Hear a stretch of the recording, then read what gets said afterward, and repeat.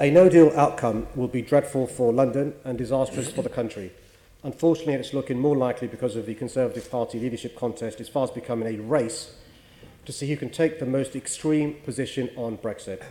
Our next Prime Minister is not being chosen by the country as a whole, but by a tiny and deeply unrepresented group of 100,000 or so party members. Regardless of who is selected, the new Prime Minister will face the same problems as their predecessor, a parliament that is deadlocked and a withdrawal agreement that the EU have made clear is not up for negotiation. I fear the government is ignoring Donald Tusk's friendly advice to us, which is not to waste this time. In the first 6 weeks of the current extension, the Prime Minister continued to push exactly the same deal Parliament rejected 3 times. Then she resigned, and the government will have already squandered half of the extra time the EU gave us by the time the next Tory leader steps into Downing Street. Even if they want to cut a new deal, they won't have enough time to negotiate one.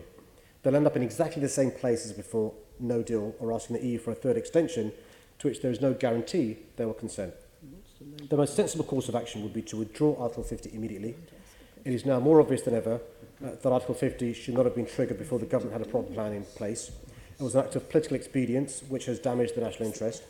If the new Prime Minister's government tried to leave without a deal, hope that enough MPs would support a vote of no confidence to allow the country to have their say through a general election. The British people must get the final say on Brexit one way or another. Well, thank you for that response.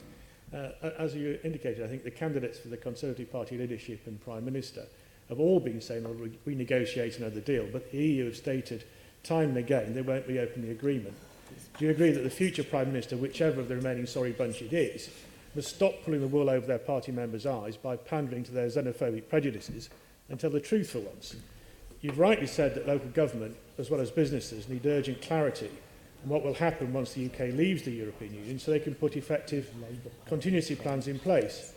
What are businesses supposed to do when front-runner Boris Johnson's approach to businesses' concerns about the hard Brexit he wants to say is to say F.business, as they did in June last year at an event marking the Queen's official birthday? Quite. This is one of the many questions that the front-runner needs to answer, and you can see why he's been hidden away and not open himself up to scrutiny.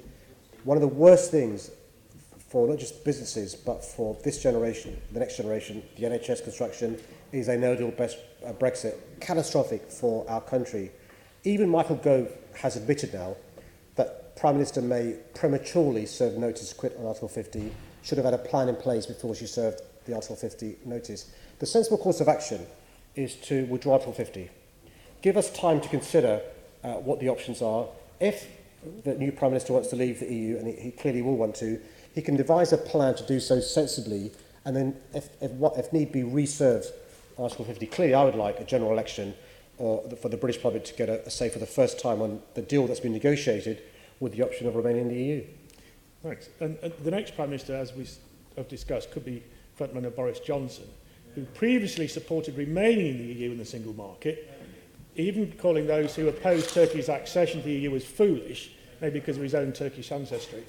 But what a switch to his careerist opportunism delivered when there was the chance to become leader of the Tory party, with his lies about Turkey, about £350 million a week for the NHS, his dismissive attitude to business.